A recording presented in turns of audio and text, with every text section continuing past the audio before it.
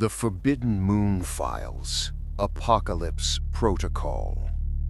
If you're hearing this, it means I've broken every oath I ever swore. After 40 years of silence, the signal is back, and the thing we buried on the moon is no longer asleep. They told the world Apollo 11 was a triumph, but the moment Armstrong's boot touched lunar dust, humanity stepped into a place it was never invited.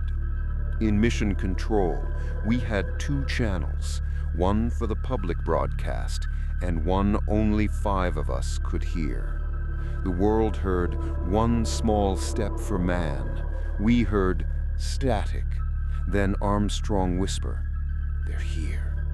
They're watching us." Then a voice, not his, cut through the feed.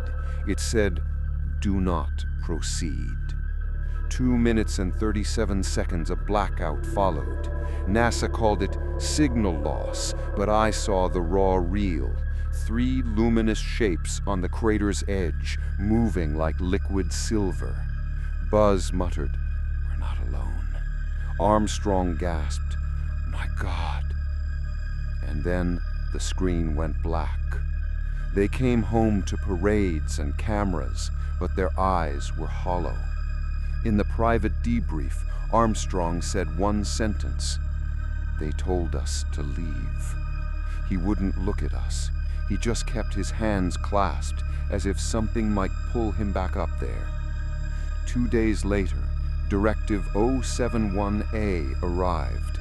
Erase every trace, all tapes destroyed, all personnel reassigned.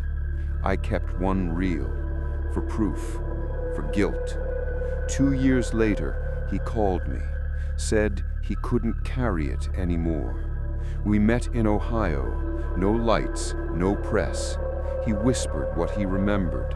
3 ships, a slit of light opening in one. Inside, tall, pale figures, motionless. The ground hummed under his boots. The soil repelled the flagpole. A voice filled his helmet. "This domain is not yours." Then, blank memory. He woke inside the module. Before we parted, he said, "We weren't the first, and we won't be the last." Decades later, after his funeral, a small package arrived at my door. A reel labeled D11 Horizon. I played it. Static. Then Neil's voice. "They're not rocks. They're gates." Another voice answered, "You awakened us too soon." Then thunder inside metal. The tape warped, burned, and the room filled with the smell of ozone. I thought it was over. It wasn't. In 1983, I was pulled back in. They called it Project Horizon 2. 4 astronauts, no names, no patches. Mission codename, Selene 9. Their target, the same crater. Their objective, confirm the structure Armstrong described. I monitored from Langley. When they landed, instruments went insane.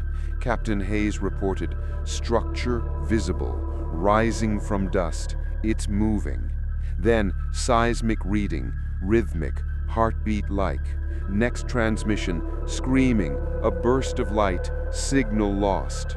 Official statement, training accident. Unofficially, the crew was never found. After Selene 9, every 27 days, the same pulse returned, a radio whisper matching human brainwave patterns. We filtered it, inverted it, translated it. 3 glyphs repeated, decoded as threshold breached. Satellites failed in rhythm with the pulse. Power grids flickered when the moon rose. It was no longer observation. It was communication. Project documents called the anomaly Lunar Node 1. Its geometry defied physics. Light bent inward. Dr. Weiss, our physicist, said it wasn't a building. It was a mechanism, a living engine built into the moon's core. He whispered, "The moon's not a satellite. It's a vessel." Every crater aligned with planetary nodes. Every rotation matched harmonic ratios. The moon wasn't orbiting us. It was synchronizing us. In 1987, the pulse changed pitch. A human voice formed from our own broadcasts. It said, "Prepare the way." We shut down antennas, but the transmission jumped to satellites, to television, to everything. A faint rhythm beneath all noise, a heartbeat counting down. We called it the lullaby. Last month, deep space scanners picked up the same signal, but reversed. Origin, Earth. The pulse was coming from here. It used us as a mirror, a feedback loop, a way in.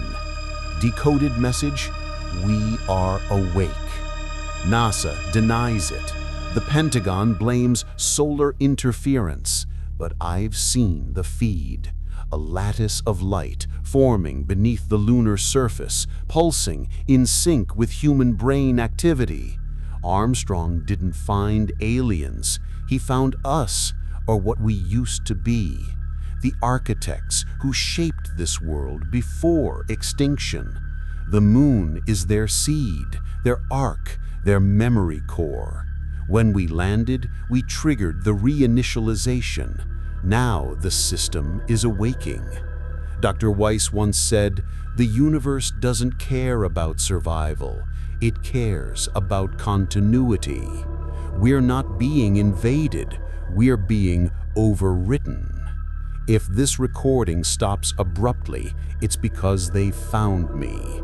The countdown ends at the next lunar eclipse.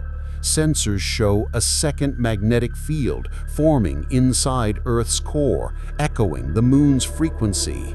It's not gravity pulling us together. It's resonance, synchronization. When they match, the gates open. So when you look up at that calm white face in the sky, remember, it's not reflecting sunlight, it's reflecting memory. Ours, theirs, everything that came before. We thought we reached for the stars, but maybe the stars reached back. I've done what I can, told what I shouldn't. Truth doesn't stay buried forever. When the hum starts in your walls, when your lights flicker with the heartbeat of the moon, don't look up, because by then it'll already be looking down.